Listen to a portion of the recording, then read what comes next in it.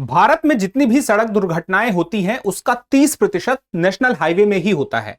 और पूरी सड़कों की बात करें तो उसमें से सिर्फ 2% हिस्सा ही नेशनल हाईवे का है, यानी कि सड़क कम और दुर्घटनाएं ज्यादा। इसी बात को लेकर के सुप्रीम कोर्ट ने अभी कुछ महीने पहले एक बड़ा आदेश दिया था और उसी आदेश का पालन करते हुए महाराष्ट्र की सरकार अपने राज्य में हाईवे के किनारे के ऐसे ढाबे जिन्हें वहां नहीं होना चाहिए था उन्हें ध्वस्त कराने की कोशिश कर रही है और एक टारगेट 60 दिनों का डिसाइड किया है। तो आखिर ये मामला क्या है और ये क्यों ध्वस्त कराए जा रहे हैं, किसी के निर्माण को क्यों तोड़ा जा रहा है, इसके पीछे के कारण क्या है, नियम क्या है, कायदे क्या है और मामला क्या है, चलिए एक एक करके सारी बातों को समझते हैं। लेकिन एक जरूरी जानकारी यह है कि फ्रीडम सेल आ चुकी है 2026 की, जिसमें कि 11 अगस्त से लेकर 16 अगस्त तक दृष्टि आईएएस के दृष्टि लर्निंग ऐप में जितने भी लाइव ऑनलाइन कोर्सेज हैं सब 50% तक की कम कीमत में मिलेंगे। चाहे वो यूपीएससी के हो, चाहे वो पीसीएस के हो, चाहे वो टीचिंग एग्जाम्स के हो, चाहे वो जुडिशरी के हो, चाहे वो एसएससी के हो या फिर सीयूईटी के हो। इसका फायदा लेना है तो वीडियो के डिस्क्रिप्शन में लिंक है, वहां पे चले जाइए, क्लिक कर लीजिए, वहां से आपको डिस्काउंट का लाभ मिल जाएगा। या फिर आप इस नंबर पर कॉल कर सकते हैं 871501 पर। हम आते हैं हमारे आज की न्यूज पर। हमने कहा कि महाराष्ट्र सरकार ने निर्देश दिया है कि हाईवे के किनारे राइट ऑफ वे के अनधिकृत ढांचे हटाए जाएंगे। अब एक वर्ड आ रहा है ROW, राइट ऑफ वे, इसका मतलब क्या है ये समझेंगे। और एक टारगेट दिया है कि 60 दिन की समय सीमा। अब ये जो वर्ड आ रहा है ना कि हाईवे ROW यानी कि हाईवे राइट ऑफ वे में नए ढाबे प्रतिष्ठान बनाने पर भी रोक लगा दी गई है और जिन्हें मौजूदा लाइसेंस मिला भी है ढाबों के लिए, अब उसकी समीक्षा होगी। तो अब ये एक वर्ड बार बार जो आ रहा है ना राइट ऑफ वे, फिलहाल के लिए ये समझ लीजिए कि अगर ये हाईवे है, हाईवे के किनारे बहुत सारे स्ट्रक्चर बने रहते हैं, आप कभी निकले होंगे, ढाबे बने रहते हैं बहुत सारे हर कुछ किलोमीटर में। तो उनमें से सभी ढाबों को नहीं, लेकिन जो राइट ऑफ वे में है उन्हीं ढाबों को हटाया जाएगा, यानी कि जो हाईवे के ज्यादा नजदीक है। अब इसका अनुमान कैसे लगता है, तो राइट ऑफ वे की कोई परिभाषा है, वो भी है, हम समझेंगे। लेकिन ये चर्चा में क्यों आए, क्योंकि अप्रैल में सुप्रीम कोर्ट ने एक राष्ट्रव्यापी सड़क सुरक्षा हस्तक्षेप के लिए निर्णय सुनाया। वो कब से संबंधित था, देखिए हुआ ये था कि बीते साल राजस्थान के एक जगह है, राजस्थान में फलोदी, वहां पे एक सड़क दुर्घटना हुई और उस सड़क दुर्घटना में होता ये कि जो टेम्पो ट्रेवलर्स है वो हाईवे के किनारे पे, हाईवे में ही एक ट्रक खड़ा था और उसी ट्रक में पीछे से जाके टकरा गया और जिससे कि कई लोगों की, दर्जन भर से ज्यादा लोगों की मौत हो गई। अब इस मामले को सुप्रीम कोर्ट ने स्वतः संज्ञान लिया है। स्वतः संज्ञान का मतलब ये होता है सुमोटो, यानी कि लोगों की हित के लिए, जनहित के लिए, सार्वजनिक हित के लिए जब कोई मामले को हाई कोर्ट या सुप्रीम कोर्ट खुद से ले लेता है कि अब उस मामले को वह सुनेगा और देखेगा, उस पर फैसले तक जाएगा, तो उसको सुमोटो या स्वतः संज्ञान कहते हैं। इसके लिए आधार बनता है, जैसे सुप्रीम कोर्ट के लिए आर्टिकल 32 बनता है कि ये लगता है कि एक बड़े पब्लिक इंटरेस्ट के लिए ये मामला है और इसको देखा जाना चाहिए, तो सुप्रीम कोर्ट देखता है। अब यहां पे बात आती है कि हम समझे कि महाराष्ट्र ने क्या कहा। तो महाराष्ट्र ने, सरकार ने कहा कि जितने भी जिला मजिस्ट्रेट हैं उनको ऑर्डर दिया कि 60 दिन के अंदर सड़क के हाईवे किनारे वाले ढाबों को आप हटा दीजिए। अब ये है कि हर हाईवे पास दुकानें अपने आप अवैध नहीं है, स्थान और अनुमति मायने रखती। मैंने क्या कहा था कि सभी को ये नहीं कह दिया जाएगा सबको हटाना है, जो अवैध है उसके लिए अब आपको जानना होगा ROW। इसके लिए ROW का मतलब यह है कि आपके पास बहुत सारे क्लियरेंस और लाइसेंस होने चाहिए, national highway authority of India से, PWD से, और जो है उनके पास समीक्षा होगी। बार बार जो मैं वर्ड यूज कर रहा हूं उसको समझिए कि सिर्फ सड़क की पट्टी हाईवे तक सीमित नहीं है। हाईवे के लिए अधिग्रहित जो पूरी जमीन क्षेत्र है उसको राइट ऑफ वे कहा जाता है। जैसे मान लीजिए एक ये हाईवे आप देख रहे हैं ना, अब हाईवे के किनारे की तरफ ना एक शोल्डर लेन होती है। शोल्डर लेन को क्या बोलते हैं, जहां पे कभी गाड़ी का एक्सीडेंट हो जाए तो उस लेन पे आप किनारे गाड़ी खड़ी कर सके। फिर उसके बाहर और जाएंगे तो और सड़क, कभी कभी सर्विस लेन भी बनी रहती है ना, वो सर्विस लेन हाईवे वालों ने ही बनवाई है तो वो भी उन्हीं की है।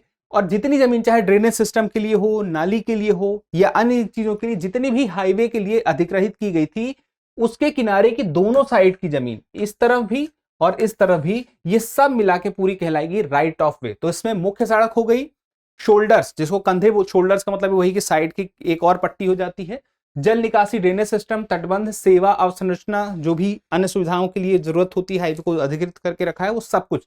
तो उस क्षेत्र में नहीं होना चाहिए कुछ भी, क्योंकि वो क्षेत्र एक तरह से देखा जाए तो हाईवे का ही हिस्सा है और हाईवे के हिस्से में आप कैसे फिर आप ढाबा खोल दोगे, उसके अंदर किसी ने खोला हो तो उसी को दिक्कत होने वाली है। कुल मिला के बात ये है। अब बात ये आती है ट्रिगर, जो मैंने कहा कि राजस्थान के फलोदी जिले में जो हुआ था वहीं से मामला शुरू हुआ अब ये मान लीजिए कि ये हाईवे है, ठीक है, हाईवे के किनारे ही ढाबा था। अब हाईवे के किनारे ही ढाबा था और वो भी राइट ऑफ वे में, यानी कि जो हाईवे का अधिग्रहित क्षेत्र है उसी के अंदर था, यानी कि बहुत ज्यादा पास में था मेन रोड से, मेन हाईवे से। और किसी ने किनारे ही ट्रक लगा दिया, इतने किनारे की हाईवे में ही एक तरह से ट्रक लगा हुआ है। तो अब पीछे से कोई गाड़ी आ रही है तो उसको तो यही लगेगा कि हाईवे में तो कोई ट्रक रुकेगा नहीं, और उसको अंदाजा बहुत कम समय बाद लगा कि अब जो है वो सामने ट्रक है जो रुका हुआ था। इसी वजह से दुर्घटनाएं होती हैं हाईवे में, दुर्घटनाओं की बड़ी वजह यही है। तो सुप्रीम कोर्ट में जब यह मामला गया, स्वतः संज्ञान लिया गया, तो इसमें सुप्रीम कोर्ट ने कहा कि देखिए इसमें सिर्फ ड्राइवर की गलती नहीं कि वो गाड़ी ले जाके उसने सामने वाले ट्रक पे मार दिया, या वो ट्रक वाले की भी गलती नहीं कि उसने वहां पे ट्रक रोका, क्योंकि एक अवसंरचना बनी हुई थी जिसकी वजह से रोका गया। तो इस बात का ध्यान रखा जाए, अवैध निर्माणों को हटाए जाने की बात कही गई। और एक और पॉइंट दिया गया, 40 मीटर और 75 मीटर का रूल दिया गया, यानी कि जो नए ढांचे बनेंगे, चाहे घर हो चाहे व्यवसायिक उपयोग या ढाबे के लिए हो, उसके लिए एक रूल बना दिया गया है। यह भी सुप्रीम कोर्ट ने तय कर दिया। अब ये निर्देश को समझना होगा, ये रूल 40 मीटर और 75 मीटर का क्या है। तो देखिए हाईवे, जैसे ये आपका हाईवे है ना, अब इसका सेंटर पॉइंट ले लीजिए, ये बीच में है। अब इस सेंटर पॉइंट के इस तरफ हो या इस तरफ हो, इधर की 40 मीटर और इधर का 40 मीटर। अब इस 40 मीटर की दूरी तक हाईवे से, सेंटर पॉइंट से कोई घर नहीं बनेगा, यानी कि इस सेंटर पॉइंट से 40 मीटर दूर आप आ गए, दोनों साइड में किसी भी साइड, और ये दो पूरा मिला के तो फिर 80 हो जाएगा, है ना। तो अब यहां पे कोई घर अपना बना सकता है, लेकिन अब यहां पे देखिए कि व्यावसायिक उपयोग में बदलाव नहीं है, उसको 75 मीटर किया गया है, यानी कि आपको और 35 मीटर आगे आना पड़ेगा अगर आप यहां पे कोई ढाबा बनाते हैं हाईवे के किनारे। अब आप सोचिए, घर 40 पे, ढाबा 75 मीटर पे, जबकि ढाबे का इस्तेमाल तो हाईवे से गुजरने वाले लोग करेंगे, घर का इस्तेमाल नहीं करेंगे, फिर भी ढाबा इतना दूर 75 मीटर पे क्यों है? तो उसके पीछे की बड़ी वजह यह है कि जब भी ढाबे में कोई आता है तो गाड़ियों के साथ आ रहा है, अपनी गाड़ियां लेके आ रहे हैं, तो पार्किंग भी तो चाहिए, तो वो पार्किंग के लिए स्पेस चाहिए। इसीलिए कहा गया है कि आप ढाबा 75 मीटर दूरी पे लगाइए, ये हाईवे के सेंटर पॉइंट से, और पार्किंग की पूरी व्यवस्था रखनी होगी। इसी वजह से एक हमने कहा कि कॉन्फ्लिक्ट पॉइंट जो है वो ना बने, उसके लिए ये नियम 40 मीटर 75 मीटर का है। तो मौजूदा होटल ढाबों का ये होने वाला है कि हो सकता है उनको पहचान की जाएगी, समीक्षा की जाएगी, लाइसेंस को देखा जाएगा, अवैध तो नहीं है उन सबको देखा जाएगा। यहाँ पे जिम्मेदारी जो होगी टास्क फोर्स में जिला प्रशासन, police, national highway authority of India, PWD की होगी, स्थानीय निकाय की होगी, कलेक्टर की इसमें भूमिका होगी, और जो भी संबंधित अधिकारी जिनकी इसमें जिम्मेदारी सौंपी जाएगी उनकी जिम्मेदारी होगी। आम यात्रियों के लिए देखें तो खाने के लिए ऐसा नहीं कि आप कहीं रुकने के लिए ढाबा नहीं मिलेगा, लेकिन सुरक्षित जगह पर ही रुकना है, और ये आपकी भी जिम्मेदारी है कि आप देखें कि कौन सा ढाबा हाईवे से कितना दूर है और आपकी गाड़ी हाईवे के कितनी नजदीक और दूर है, वो आपको देखना पड़ेगा। तो यहाँ पे आप भी ध्यान रखें और सरकार को भी रखना चाहिए, ये बात भी है। सारी बातों का निष्कर्ष ये है कि अतिक्रमण विरोधी अभियान नहीं है ये। हम ये नहीं कह सकते कि सरकार बस अतिक्रमण को हटा रही है, हम ये कह सकते हैं कि अभी जो है सुरक्षा को और बेहतर करने की जरूरत है। हाईवे पहले निर्माण सुरक्षा को ध्यान में रखकर अब बनाना होगा। तो अब जब भी हाईवे के आसपास संरचना होगी, सुरक्षा को ध्यान पे रख के ही होगी। और यहां पे असली बात यह है कि बिना नई समस्या पैदा किए सख्त प्रवर्तन करने होंगे, यानी कि अभी जो भी बदलाव कर रहे हैं उससे हाईवे को चुनौती या आम लोगों को समस्या नहीं आनी चाहिए। इस बात का भी तो एक ध्यान रखना पड़ेगा, क्योंकि इस देश में हाईवे से सफर करने वाले लोगों की संख्या बहुत ज्यादा है। चलिए, सारी बातों के बाद एक सवाल आपसे पूछना चाहूंगा, लेकिन जरूरी जानकारी ये भी कि मैंने बताया था कि फ्रीडम सेल आ चुकी है, तो IAS-GS foundation course live online course, इस पर आपको सीधे 50% का डिस्काउंट मिल रहा है। और ये IAS-GS फाउंडेशन कोर्स उन विद्यार्थियों के लिए रहता है जो अपनी तैयारी शुरू से करना चाहते हैं, यानी कि बेसिक से लेकर एडवांस तक पूरी यूपीएससी की तैयारी, जीएस की, चाहे वो प्रीलिम्स का हो चाहे मेंस का हो, एक साथ सरल भाषा में करना चाहते हैं। तो इस कोर्स में 400 प्लस क्लासेस हैं, स्टडी मटेरियल हार्ड कॉपी में आपके घर पहुंचाया जाएगा। इसके अलावा प्रीलिम्स और मेंस के टेस्ट मिलेंगे, और इसके साथ ही आपको आंसर राइटिंग की प्रैक्टिस भी कराई जाएगी। एआई फीचर भी है, यानी कि आप अपनी क्लास को आसानी से समझ सकेंगे। एआई से आपको आप कमांड दें, प्रॉम्प्ट दें कि मुझे इस क्लास की समरी भी चाहिए, तो वो भी आपको दे देगा। और ये सब कुछ जो आपको मिलेगा 50% कम कीमत पे मिलेगा। लेकिन इसका फायदा आपको कैसे मिलेगा, इसका फायदा वीडियो के डिस्क्रिप्शन में लिंक है, वहां से मिल जाएगा, या फिर आप सीधे कॉल कर सकते हैं 8750187501 पर।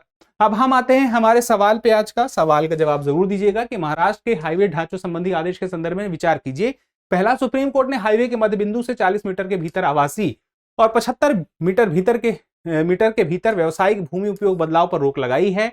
यह आदेश राष्ट्रीय राजमार्ग के पास स्थित सभी ढाबों होटलों को अवैध घोषित करता है और यह हस्तक्षेप राजस्थान के फलोदी जिले में हुए एक हादसे से जुड़ी स्वतः संज्ञान कार्यवाही से उपजा है। अब आपको बताना है इसमें से कितने कथन सही हैं, 1, 2, 3 या फिर कोई भी नहीं।